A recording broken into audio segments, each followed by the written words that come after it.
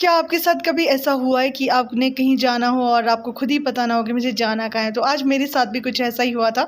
तो आज के मिनी ब्लॉग की शुरुआत मैं कर रही हूँ सुबह-सुबह से। यहाँ पे मैं बना रही थी अपने बालों के लिए एक घोल, जो कि मैं आपको बताऊँगी अगली वीडियो में। एक रेसिपी शेयर करूँगी आपके साथ सिकरी के लिए। तो वो बनाकर मैंने रख दिया था थोड़ी देर के लिए। यहाँ पे शाम को बनाए थे हमने अक्षी के लिए लड्डू।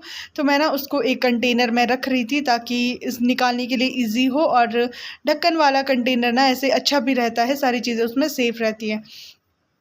उसके बाद मैं लगवा रही थी यहाँ पे ये मिक्सचर अपने बालों में अपनी बहन से।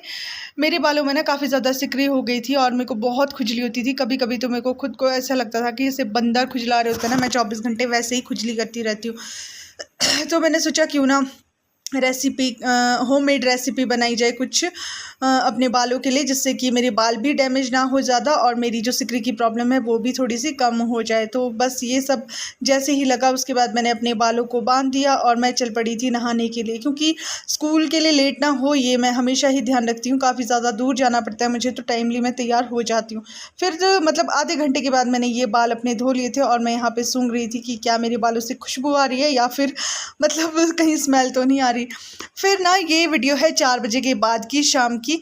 आज मेरा प्लान ना एकदम से घर आने का बन गया। मुझे बिल्कुल भी भनक नहीं थी कि मैंने घर जाना है, क्योंकि मेरा कोई भी ऐसा प्लान नहीं था कि मतलब हम लोग आज ही घर जाएंगे। सैटरडे और संडे आने वाला था और मैं स्कूल में बस ऐसे ही सोच रही थी कि यार घर पे ना सेब झड़ गए होंगे। और फिर मैंने अपनी सासू माता को कॉल किया, लक्ष्मण अंकल को कॉल किया। मेरा सोचना बिल्कुल सही था, उन्होंने बोला कि सच में सेब झड़ने शुरू हो गए। तो मैंने ना सोचा कि चलो इसी के लिए मैंने छुट्टियां बचा के रखी हुई है कि पूरी साल भर की मेहनत जो है हमारी ख़राब ना हो, तो मैं आज ही घर निकल जाती हूँ। फिर मैंने अपने भाई को फ़ोन किया और वो भी आ गया था गाड़ी लेके भी, साथ में अक्षी को लेके भी। ये हम लोग पहुँच गए थे नेरवा। नेरवा में सबसे पहले तो हमने छोटा मोटा सामान जो घर पे ख़त्म हुआ था वो लिया। उसके बाद यहाँ पे ले आता है मामू इसके लिए पेस्ट्री, और पेस्ट्री खाने के बाद हम लोग थोड़े से आगे जाते हैं और पेट्रोल डलवाते हैं गाड़ी में। आजकल नेरवा में ना जाम बहुत ज़्यादा लगा होता है, तो नेरवा से हम ज़्यादा सामान नहीं ले पाए। कुछ चीज़ें ली बटर वगैरह जो द्वाडा में नहीं मिलते थे। बाकी हमने सोचा कि हम जाम से जैसे निकल जाएंगे हम द्वाडा से ले लेंगे। राशन वगैरह सब वहाँ मिल जाता है, जो भी ज़रूरी की चीज़ें रहती है। फिर द्वाडा में हमने लेना था घर के लिए और सामान, तो यहाँ पे एक शॉप में हम सामान ले रहे थे और अक्षी मैडम कर रही थी यहाँ पे बिक्री।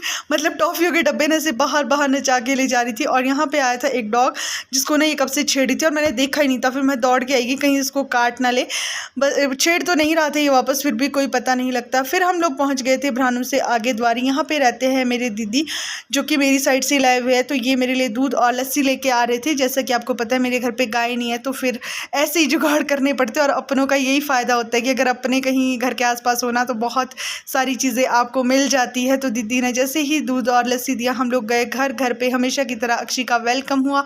और ये जो सामान मैं आपको दिखा रही हूँ, किल्टे में बैग वगैरह, ये मैं और मेरी सासू माँ लेके आए थे नीचे से सड़क से, क्योंकि हमारे को ना रास्ता तो ज़्यादा लंबा नहीं है, 5-1 मिनट का है, लेकिन चीज़ें ना लानी पड़ती है उठा के।